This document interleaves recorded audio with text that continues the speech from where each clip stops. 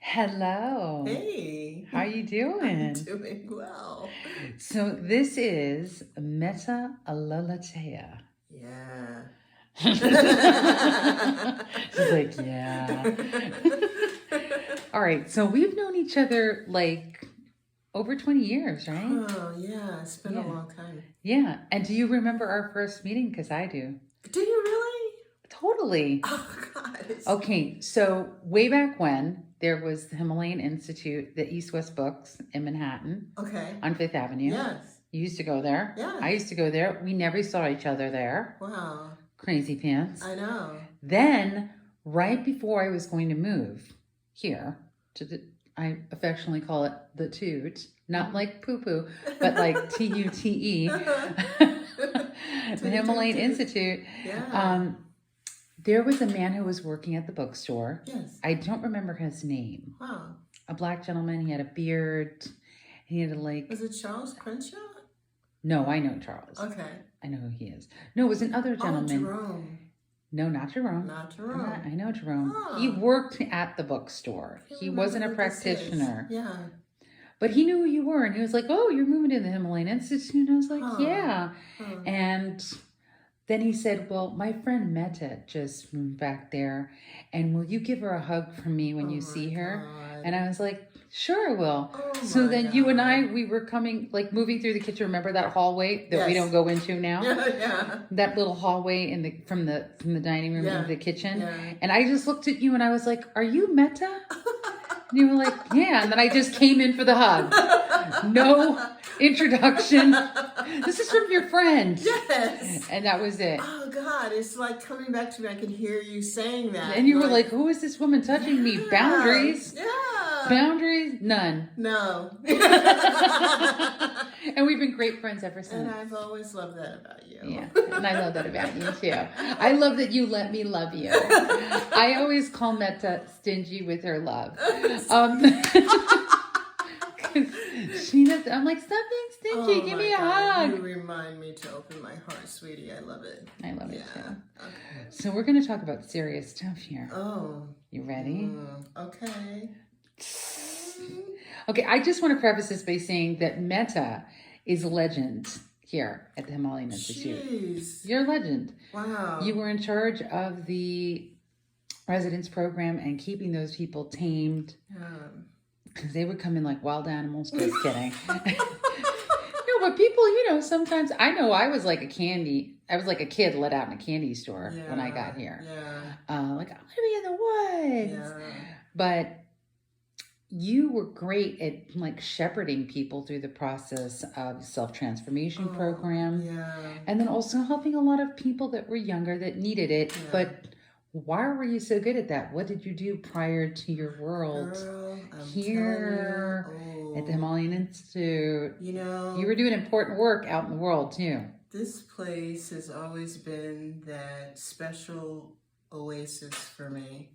And that's all I think about when I meet people is, oh my God, what did you do to find your way and swim here? Because that's a nice journey. It's a journey. And then how did you know that this might help you?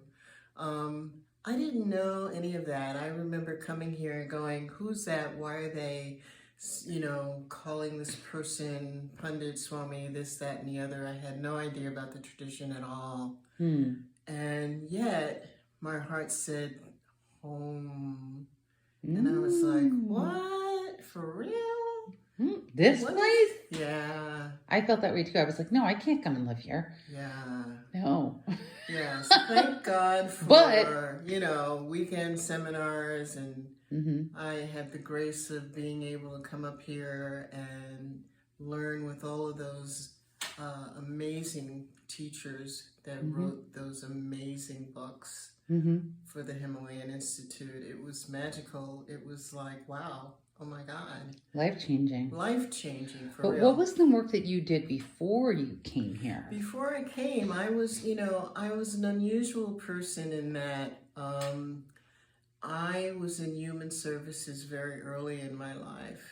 So I literally climbed the ladder of human services from caseworker child care worker, social worker. And that was an unusual thing to do at the tender age of 19, 20, whatever, Yes. you know. So by the time I got to social work in this expansive way, I was so fried. I had no idea how to take care of my inner world. You know, I mean, I was learning a lot. I was certainly getting the experience of the world, but I was not learning how to do self-care. So it was back in the day when people were talking about holistic health and wellness, and I was like, "Ooh, yeah, I want some of that."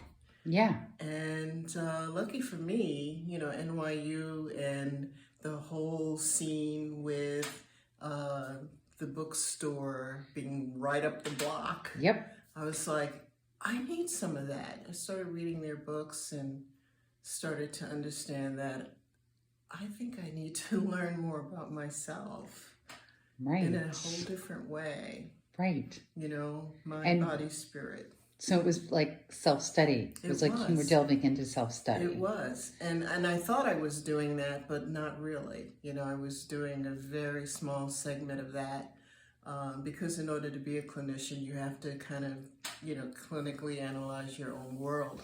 Right. But it wasn't as holistic as you know, I mean, I don't want to wear that word out, but it really wasn't the holistic paradigm that I needed.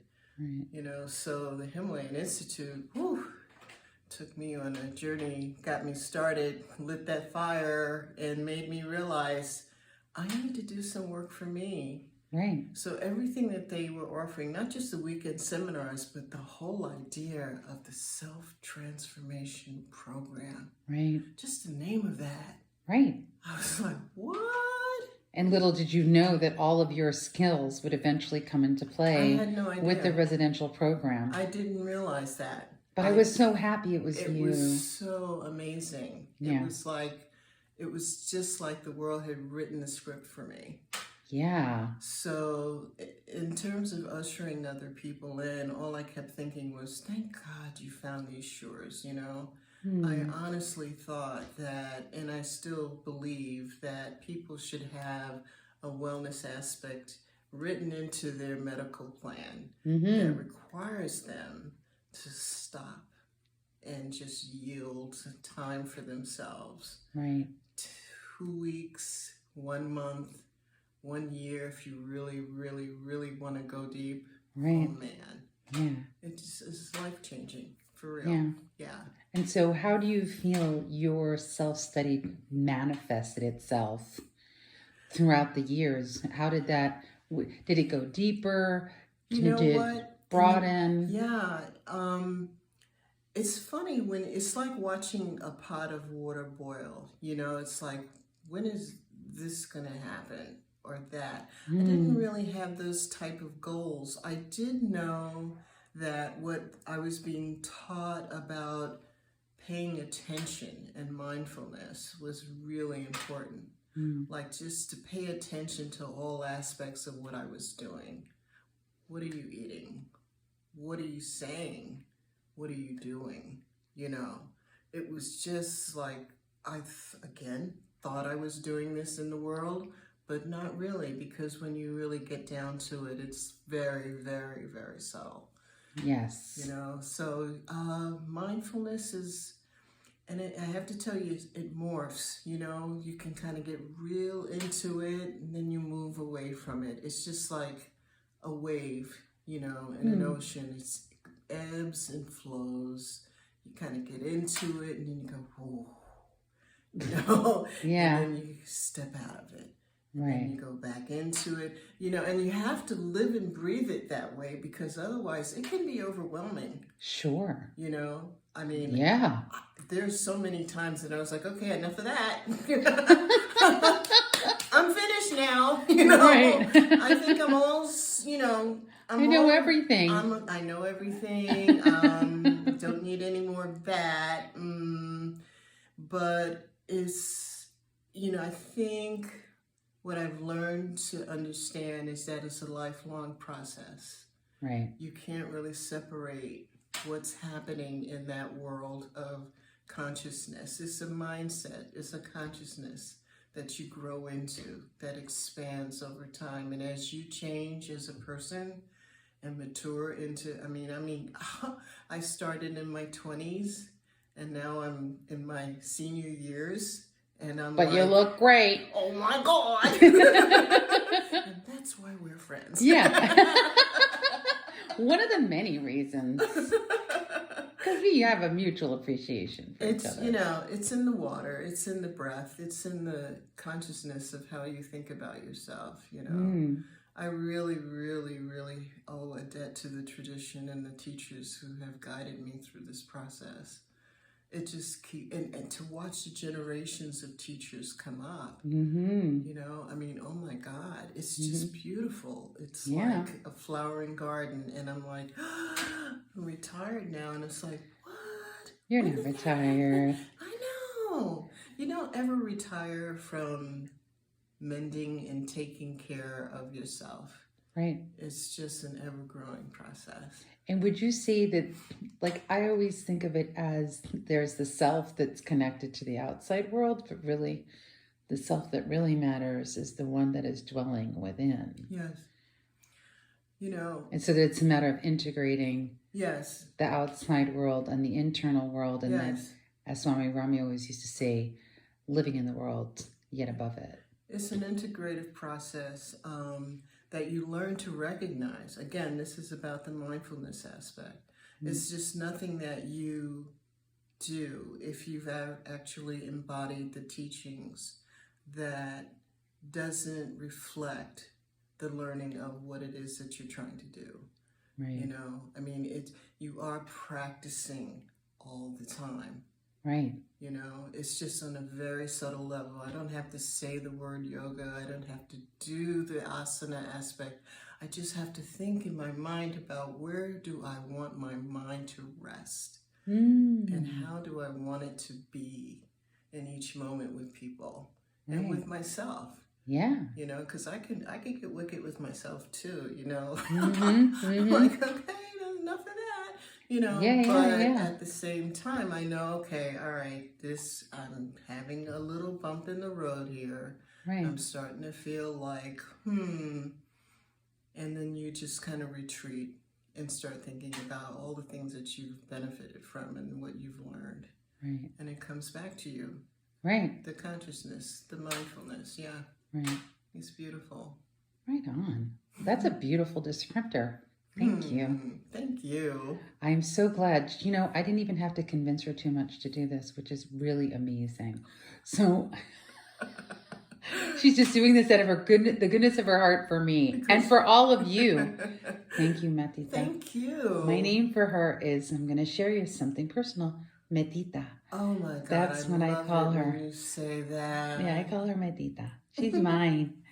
Thank you. Thank you. Love you. Love you too. Okay.